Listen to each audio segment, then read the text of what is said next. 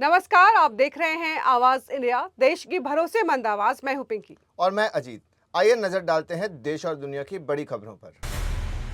BJP ने महाराष्ट्र से राज्यसभा के लिए 4 उम्मीदवारों की घोषणा की है। इस सूची में केंद्रीय मंत्री रामदास अठावले, भाजपा के राष्ट्रीय महासचिव विनोद तावड़े, शिक्षिका और सामाजिक कार्यकर्ता माया चिंतामरण इवनाते और महाराष्ट्र के प्रमुख नेता रामराव वाडकुले के नाम शामिल है।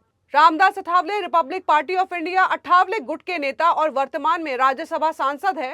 वे सामाजिक न्याय एवं अधिकारिता राज्य मंत्री भी हैं और एनडीए के लंबे समय से सहयोगी रहे हैं। विनोद तावड़े महाराष्ट्र सरकार में मंत्री रह चुके हैं और वर्तमान में भाजपा के राष्ट्रीय महासचिव हैं। पार्टी में उनकी अहम भूमिका है। माया चिंतामरण इवनाते एक आदिवासी समुदाय से जुड़ी शिक्षिका और सामाजिक कार्यकर्ता हैं। उन्होंने राष्ट्रीय अनुसूचित जनजाति आयोग की सदस्य के रूप में आदिवासी और अनुसूचित जनजाति के लोगों के लिए काम किया है। हाल ही में वे नागपुर महानगर पालिका की निर्वाचित नगर सेविका बनी है। रामराव वाडकुले महाराष्ट्र भाजपा के प्रमुख और एक जमीनी स्तर के नेता माने जाते हैं। उनका संगठनात्मक अनुभव और क्षेत्रीय पकड़ के कारण उन्हें राज्यसभा के लिए उम्मीदवार बनाया गया है। इन उम्मीदवारों के जरिए भाजपा का उद्देश्य राज्यसभा में अपनी स्थिति मजबूत करना और विभिन्न समुदाय के बीच अपनी पकड़ को बढ़ाना है। पश्चिम एशिया में जारी तनाव के बीच सऊदी अरब के जेदा में फंसे सैकड़ों भारतीय यात्री सुरक्षित रूप से भारत लौट आए हैं। गुजरात के अहमदाबाद हवाई अड्डे पर उनकी वापसी के दौरान कई यात्रियों ने रोते हुए प्रधानमंत्री नरेंद्र मोदी और केंद्र सरकार का धन्यवाद किया। यात्रियों ने बताया कि जेदा में स्थिति युद्ध जैसी थी और घर लौटने की चिंता लगातार सताती रही। भारतीय दूतावास के अधिकारियों ने लगातार संपर्क में रहकर मदद की, जबकि केंद्र सरकार ने विशेष उड़ानों की व्यवस्था की। कई यात्रियों ने विशेष रूप से प्रधानमंत्री नरेंद्र मोदी और केंद्रीय गृह मंत्री अमित शाह को सुरक्षित वापसी में उनके योगदान के लिए धन्यवाद दिया। अमेरिका द्वारा ईरान पर हमले जारी रखने के संदर्भ में पेंटागन ने चेतावनी दी है कि अगले 10 दिनों में अगर संघर्ष जारी रहता है तो अमेरिका के पास मिसाइलों का भंडार कम हो सकता है, जो कि पहले ट्रंप द्वारा किए गए उस दावे के खिलाफ है जिसमें उन्होंने कहा था कि अमेरिका के पास अनलिमिटेड स्टॉक है और वो अनगिनत समय तक युद्ध लड़ सकते हैं।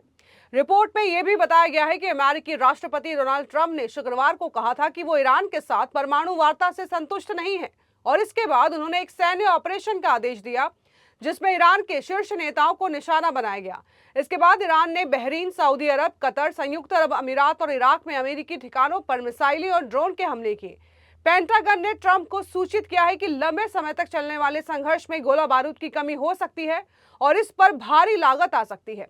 ट्रंप ने अपनी सोशल मीडिया पोस्ट में यह दावा किया था कि अमेरिका के पास हथियारों का असीमित भंडार है और युद्ध हमेशा सफलतापूर्वक लड़ा जा सकता है।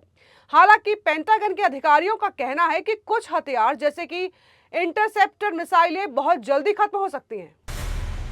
असम में विधानसभा चुनाव की हलचल बढ़ गई है और इस बार मुकाबला काफी दिलचस्प होने की संभावना है।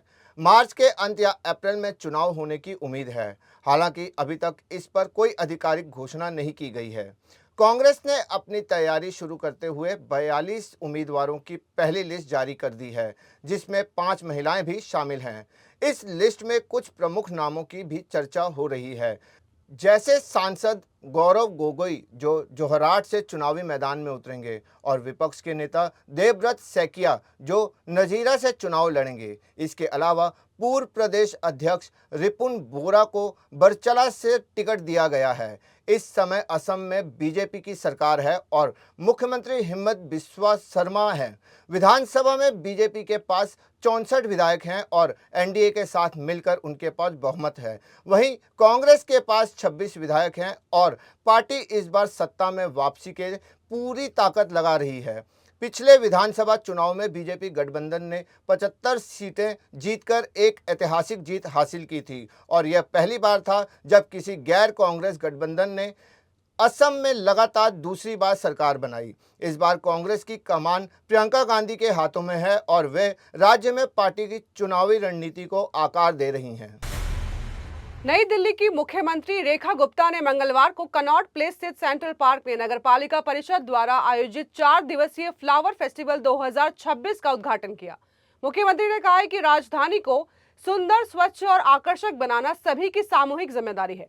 उन्होंने ये भी उल्लेख किया है कि पहले लोग ट्यूलिप देखने कश्मीर जाते थे, लेकिन अब एनडीएमसी के प्रयासों से दिल्ली वासी राजधानी में ही रंग बिरंगे ट्यूलिप और अन्य पुष्पों का आनंद ले रहे हैं। मुख्यमंत्री ने इसे सेल्फी फेस्टिवल बताया और नागरिकों को परिवार सहित इस उत्सव में आने के लिए आमंत्रित किया। मुख्यमंत्री ने एनडीएमसी के उद्यान विभाग के माली और अधिकारियों के अथक परिश्रम की सराहना की और कहा कि उनके प्रयासों से पूरे क्षेत्र पुष्पों से खिल चुके हैं। उन्होंने उम्मीद जताई है कि इसी प्रकार प्रयास जारी रहेंगे तो पूरी दिल्ली फूलों से भर जाएगी। फ्लावर फेस्टिवल में कुल 48 विभिन्न प्रजातियों के 15,500 से अधिक पोटेड प्लांट्स को 18 अलग अलग सेक्शनों में प्रदर्शित किया गया है। सचिन तेंदुलकर के बेटे अर्जुन तेंदुलकर की शादी की तैयारियां तेज हो गई हैं। अर्जुन जल्द ही सानिया चंडोक के साथ शादी के बंधन में बंधने वाले हैं। शादी की तारीख लगभग 5 मार्च बताई जा रही है और रस्मों की शुरुआत पहले ही हो चुकी है। हाल ही में अर्जुन और सानिया की मेहंदी की रस्म का वीडियो सोशल मीडिया पर वायरल हुआ। वीडियो में अर्जुन शेरवानी और सानिया लहंगा पहने नजर आए। साथ ही पूरा तेंदुलकर परिवार ट्रेडिशनल कपड़ों में दिखाई दिया। सचिन तेंदुलकर और उनकी पत्नी अंजलि तेंदुलकर भी समारोह में शामिल थे। उनकी बहन सारा तेंदुलकर ने भी शानदार लहंगा पहना और वह मेहंदी समारोह मुंबई के ग्लोब्स रेस्टोरेंट में आयोजित किया गया था। यश की बहुप्रतीक्षित film toxic a fairy tale for grown-ups की रिलीज 19 मार्च से टलकर 4 जून कर दी गई है। फिल्म के एक्टर और प्रोड्यूसर यश ने सोशल मीडिया पोस्ट के जरिए बताया है कि मिडल ईस्ट में चल रहे तनाव के कारण ये कठिन निर्णय लिया गया है।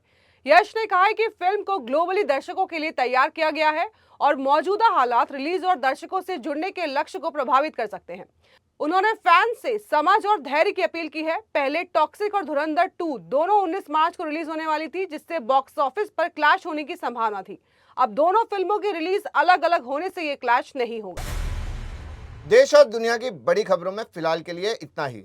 जुड़े रहिए आवाज इंडिया के साथ, जल्द होगी मुलाकात। तब तक के लिए नमस्कार।